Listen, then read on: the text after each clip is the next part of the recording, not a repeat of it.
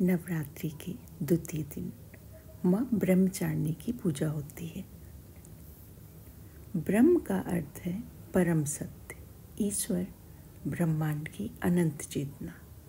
चारणी का अर्थ है उस परम सत्य का अनुसरण करने वाले। इसका आध्यात्मिक अर्थ ये है कि जो भी साधक ब्रह्म परमात्मा की ओर बढ़ना चाहता है उसे संयम, तपस्या और साधना के मार्ग पर चलना होगा। यम और नियम, संयम और अनुशासन, जीवन में नैतिकता और अनुशासन का पालन करना, अहिंसा, सत्य, अस्तेय, ब्रह्मचर्य और अपरिग्रह को अपनाना, स्वच्छता, संतोष, तप, स्वाध्याय और ईश्वर प्रार्थना का अभ्यास करना, ध्यान और तपस्या, धारणा और ध्यान, एकाग्रचित होकर ध्यान करना, सांसों और मन को नियंत्रित करके उच्च चेतना की ओर बढ़ना, अनाहत चक्र, हृदय चक्र और आज्ञा चक्र, तीसरा नेत्र को सक्रिय करना।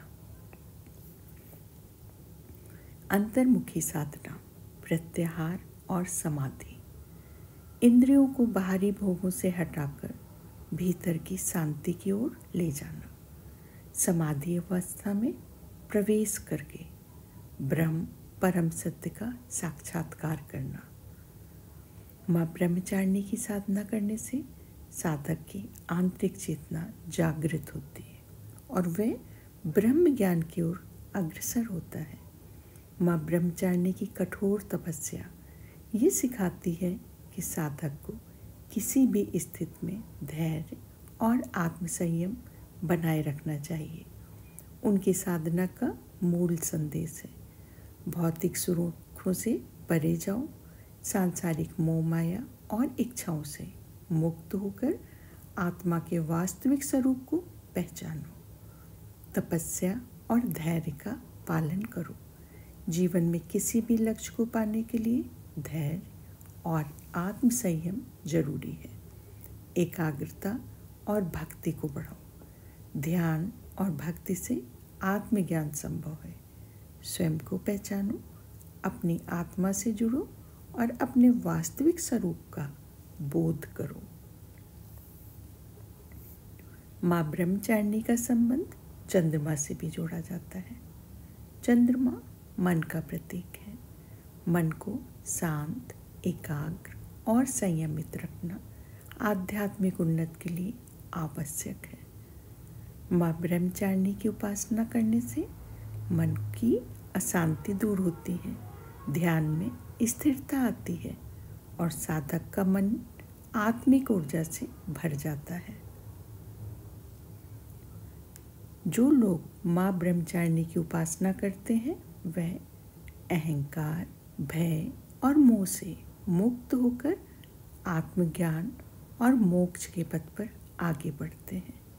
उनकी पूजा का मुख्य उद्देश्य है अपने अहंकार को त्यागें, अपने मन को नियंत्रित करें, अपने सच्चे स्वरूप आत्मा को पहचानें, परमात्मा ब्रह्म के साथ एकत्व का अनुभव करें। ध्यान की विधि अत्यंत सरल है। शांत स्थान पर बैठें और अपनी रीढ़ को सीधा रखें। गहरी श्वास लें और धीरे धीरे श्वास को छोड़ें। माँ ब्रह्मचारिणी की छवि का ध्यान करें, उनके मंत्र का जाप करें, सफ़ेद प्रकाश की कल्पना करें जो माँ ब्रह्मचारिणी के रूप में आपकी आत्मा को शुद्ध कर रहा है। मन को शांत रखें और विचारों को आने जाने दें, उनमें उलझे नहीं। माँ ने कई चरण में ध्यान की एक प्रक्रिया पूरी की है। पहला चरण उन्होंने केवल फल फूल खाकर तपस्या की। दूसरे चरण में अगले कई हजार वर्षों तक उन्होंने केवल सूखे बेलपत्र खाए और कठिन ध्यान में लीन रही। तीसरे चरण में अंतिम कठिन तपस्या उन्होंने पूर्ण उपवास किया और कई वर्षों तक बिना अन्न जल ग्रहण किए ही तपस्या की थी। नमन करते हैं माँ ब्रह्मचारिणी माँ को।